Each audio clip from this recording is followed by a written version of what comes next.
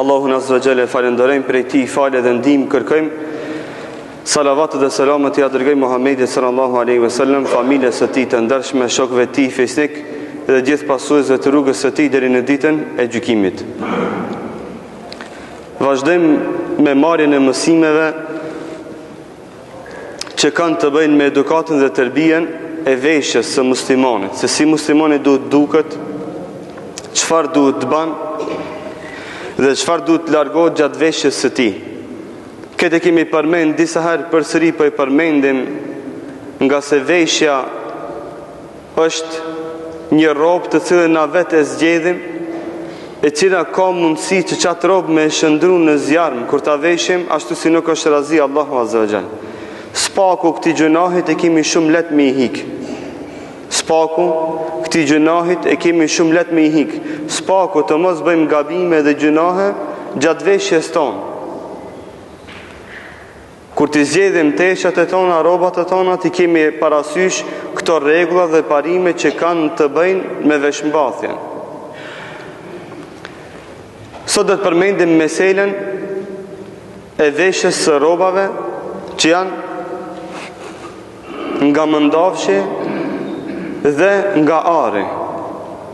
Rrobat, teshat që janë mëndafsh, sfill apo ari. Këto dy lloje të veshjave Allahu azza wa jall i kanë ndalu për meshkujt, i kanë ndalu për burrat, që besimtarit ta din se Allahu azza wa jall ja kanë ndalu veshjen e rrobave që janë nga mëndafshi dhe veshjen e rrobave që janë nga ari. Pejgamberi sallallahu alaihi wasallam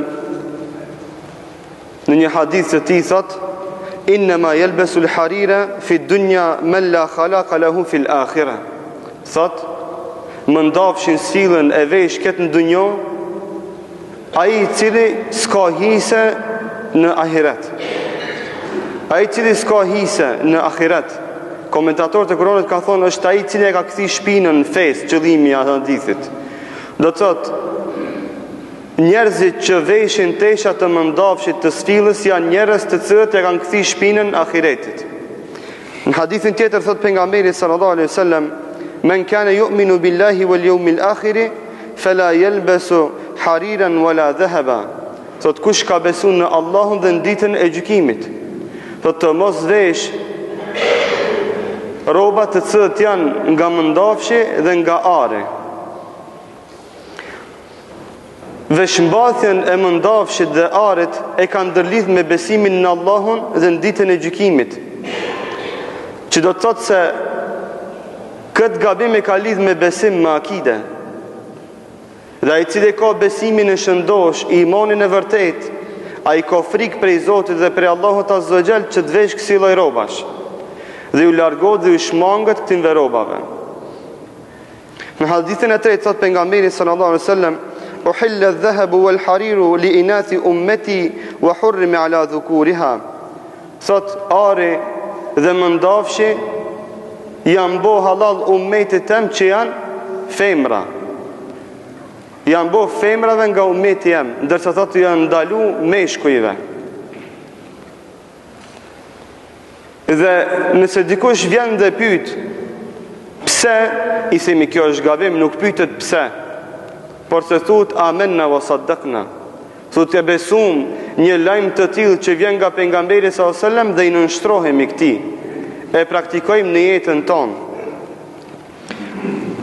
duke mos filozofu në këtë dhe duke mos bo hile në këtë. Por se besimtari mundohet një herë që të largohet këtij gabimi që ka ndalesa të rrepte dhe të ashpra nga Muhamedi sallallahu alaihi wasallam. Hadithin tjetër thot pejgamberi sallallahu alaihi wasallam: "Ai që vesh mëndafshin në këtë dunjë, do t'ja ndalojmë veshjen e mëndafshit në ditën e ahiretit." Nuk do të vesh mëndafsh në xhennet, që do të thotë se ai që e ban këtë gabim i ndalohet kjo e mirë në ditën e gjykimit në atë dunjë kur e ka halal. Dhe përmendim këtu meselet që kanë të bëjnë me arin dhe argjendin. Kur themi veshmbathja e arit dhe argjendit përfshin edhe orët, saatat, edhe unozat, edhe syzat, çdo send që është nga ari e ka ndalu feja që mashkulli ta vesh. Përveç se për nevojë, siç janë disa intervenime mjekësore që her pas heri ka nevojë që në trup apo brendit të trupit të vendohen dhe të mjetet të arit, që të mjekohet ajo pas një kohë që janë nxjerrin prap. Kjo nuk ka gabim dhe nuk ka gjëna. Edhe pse dikush ka përmend dhe shumë dietar kanë përmend shumë urtësi në ndalimin e arit dhe mëndafshit për meshkuj, se ka shumë dëme të mëdha. Por se neve muslimanëve ajo që na intereson më shumë të është se çka thot Allahu Azza wa Jalla, çka thot pejgamberi sallallahu alaihi wasallam, e jo çka thënë mjekt. Ajo është fazla ibadet çka thënë mjekt. Neve ajo që na intereson, çka ka thonë Rabbul Alemini për këtë mesele. Dhe parashtrohet pyetja se nëse një tesh është e përzime me ari apo mëndafsh, sikur se tesh e pamukut që është e përzime me mëndafsh, apo orë e dorës që është e ngjyros me ngjyrë të arit, pozllati thënë, a lejohet a nuk lejohet? Një hoqë që e ka emrin Nasiruddin Albani, që është shqiptar, i cili ka dridh gjithë dunjon, thot këtë mesele ka takvallëk dhe fetvallëk. Thot prej takvallëkit, prej muslimanllëkit është që muslimani t'i largohet çdo teshe që përfshin në vete mëndafsh. Kurse fetvaja është thot nëse ajo tesh se ka emrin se është nga mëndafshi, lejohet. Nëse një tesh ka në brendin e vetë mëndafsh, ama s'duktohet sot mëndafsh, a i duket se është pambuk apo polyester, atëherë thëna kjo nuk është tesh e mëndafshit, por së është tesh e pamukit dhe polyesterit, dhe mes tjerave ka pak edhe mëndafsh. Apo ora e cila është e ngjyros me ngjyrë të arit, apo me ujë të arit, me pozllat që i themi na.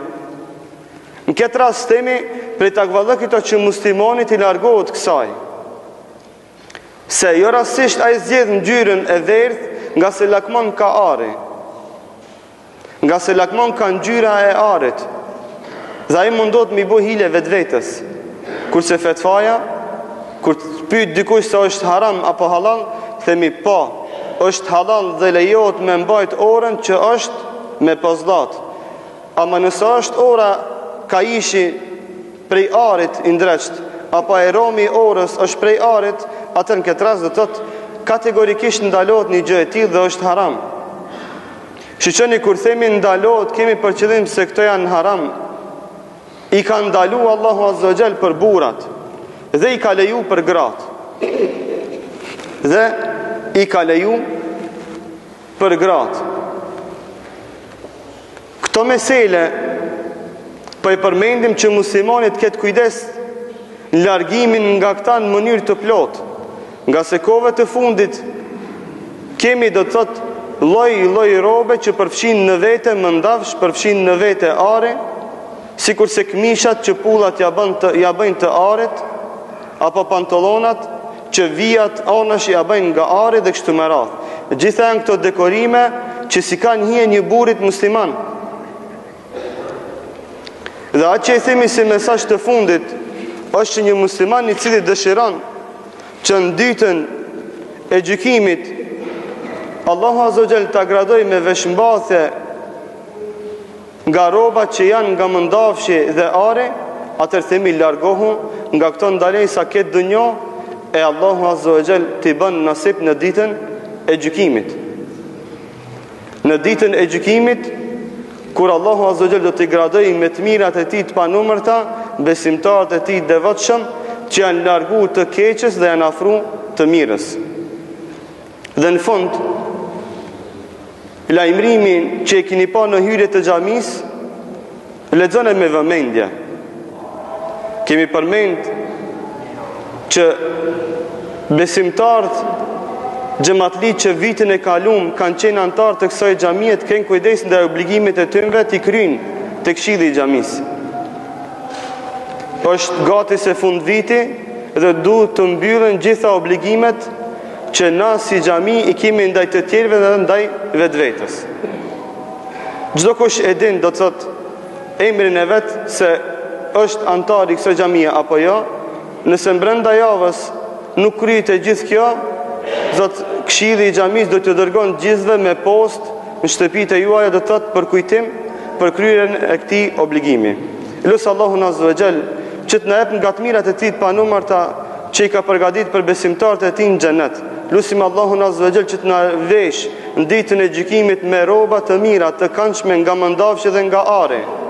Lut Allahun azza wa xal që gjithëve të na i fal mëkatet, të na bëjnë nga besimtarë të devotshëm, të na strehoj në hijen e tij në ditën kur nuk do të ketë hije përpas hijes së Allahut azza wa xal. Aqulu qawli hadha wastaghfirullaha li wa lakum fastaghfiruhu innahu huwal ghafurur rahim. Hasni para xhamat se ka xhamatlit që kanë bërë kom as safat janë zbrasta. Afrohuni sikur se me fillu namazin. Mushni safat mirë.